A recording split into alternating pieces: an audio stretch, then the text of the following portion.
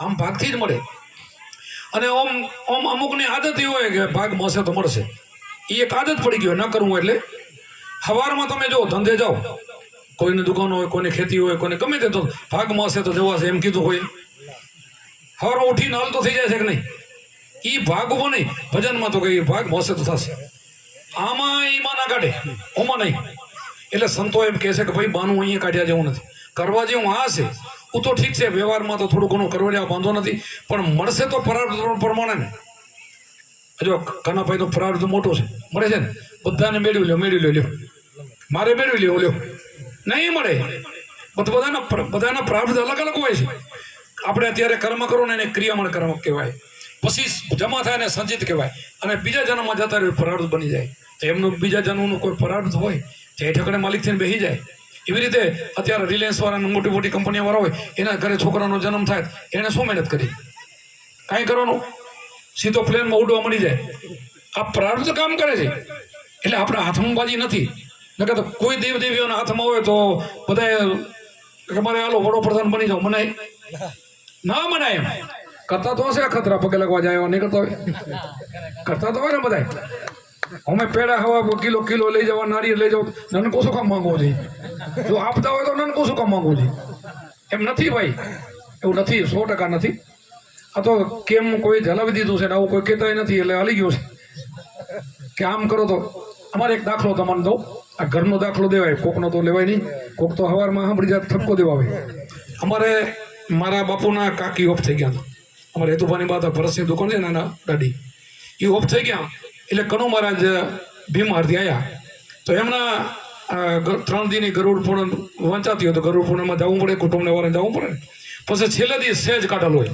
સહેજમાં બાઈ માણસો તો બાઈ માણસને લગતું દેવાય, ભાઈ માણસો ભાઈઓને આપે ને, સહેજમાં આપે, એ બ્રાહ્મણને આપે બધું. એટલે એના જે હોય, ગાડલું હોય, ખાટલો હોય, છત્રીઓ હોય, બૂટ હોય, પગરખા હોય, જે કહે. પછી વધારે પૈસા તો હોનાની વીંટીઓ આપતા હોય, બધું આપતા હોય. પછી મારા બાપુએ મહારાજને, કનુ મહારાજને કીધું, ભીમા સરવાળાને, કે મહારાજ આ સમય તમને સહેજમાં દાન આપે, એનાથી ફાયદો કેટલો, એનાથી શું થાય? એટલે કે તમે બાપુ ભગત ઉઠીને આવું શું બોલતા છો? તમે ભગત છો ને આવું તમે મને પ્રશ્ન પૂછો, પણ સમજાવો તો ખરા. પણ તમે તો બ્રાહ્મણ છો, તો અમને સંતોષ થાય. તો કે અહીંયા જે માણસને, આ મરનાર માણસને દાન આપે ને, એને ત્યાં મળે, જીવને ત્યાં મળે. હવે મારા બાપુ તો મહાજ્ઞાની હતા, ખુદ તો અવતાર હતા. પછી મહારાજને કે બસ મેં જાણી તો લીધું પ્રભુ, હવે મારે 4 મહિના પછી જવાનું છે. ફક્ત મારે એમના કાકી ગુજરી ગયા ને, તો 4 જ મહિને બાપુ જતા રહેતા. હવે આવાજ બોલી છે કે આપણે શું બોલીએ? આપણો અધિકાર નથી ને. 4 મહિના પછી મારે જવાનું છે. હું મારું બધું જ લેતો જઈશ. અને અમારા 5 દીકરા બેઠા, કહું તો મને 10,000 રૂપિયા રોકડાની હોનાની વીંટી દઈ દેશે. તમને અત્યારે આપ્યું આ હેતુભાઈ 10,000નો માલ, એ તમે ભીમાસરમાં જઈને 2,000નો વેચી નાખશો. 8,000 તમને નુકસાન. કોઈને તમને દાન આપ્યું તમને નુકસાન. તો એના કરતાં રોકડા લઈ લેજો, અને મારે જોશે એ બધું લેતો જઈશ. મારે જોઈ તમને આપે ને મને ઉતાર મારે રાખવી નથી. અને ખરેખર 4 મહિના પૂરા થયા, બાપુ જતા રહેતા.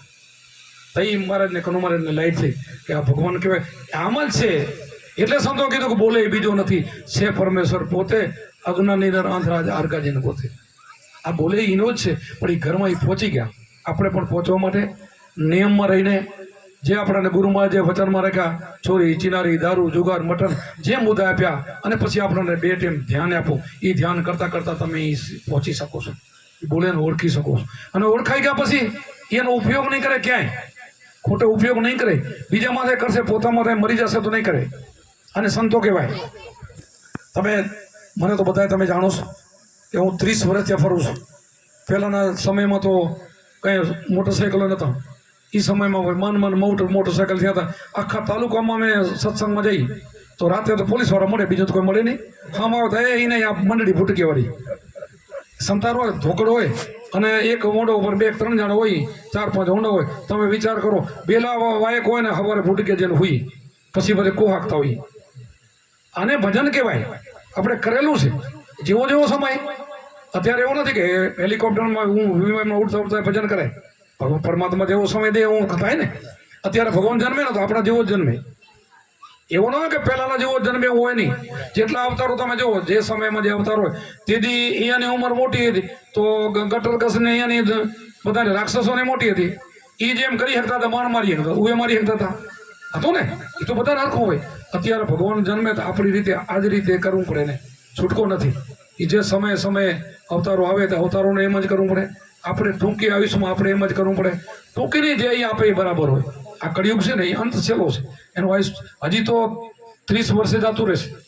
આપણો શાસ્ત્રોનો મત છે કે આ કળિયુગનો એન્ડ ત્યારે આવે તો 30માં એને આનંદ હશે. એમ એને આનંદ જ હોય છે. આ ભગવાન જે કીડી મકોડીને જન્મ આવે એ મકોડા કેટલા બધા જન્મે 12 મહિને પૂરા થઈ જાય, કીડીયું થઈ જાય, મચ્છર થઈ જાય, કોઈ મહિનામાં થઈ જાય, કોઈ એક દીમાં પોદરાની અંદર જીવડો થાય, બીજે દી હુકાઈને મરી જાય. તો એને આનંદ એમાં હોય છે. જેમાં છે એમાં આનંદ હોય. જેમાં જેનો જન્મ થાય એમાં આનંદ હોય. તો આપણને તો સાચો આનંદ ગુરુમાં આજે બતાવ્યો છે. આપણને એક મનુષ્ય અવતાર પછી અવતાર કેમ જીવવું એની જો બીજા બધા જનાવર છે ને એને કોઈને 2 ઇન્દ્રિયની કોઈ 3 ઇન્દ્રિયની એવી બધું 3 ઇન્દ્રિય જ્ઞાન હોય. તો માણસને 5 ઇન્દ્રિયનું જ્ઞાન છે. માણસને બુદ્ધિને મન પણ આપ્યા છે. મન ઉપર બુદ્ધિ ને બુદ્ધિ ઉપર આત્મા. માણસ બધું જાણે છે, ભગવાનને મેળવી શકે. હવે આમાંથી માણસમાંથી 84 મેં ગયો એ ગમે એનો અવતાર થાય તો એ ભજન કરી શકે. એક માણસમાંથી ગમે ઢોરું થયું હોય તો એ પાણી નહીં માંગે. પેલા માણસ હતો, હવે ના બે અબ્બાજી એ ભજન એને કરી શકે. પછી એ ગમે એને મારી નાખે કરી નાખે તો એને કાંઈ પાપ પણ ન લાગે. એને તો ભોગવડો જ કરવાનો, બીજું નવું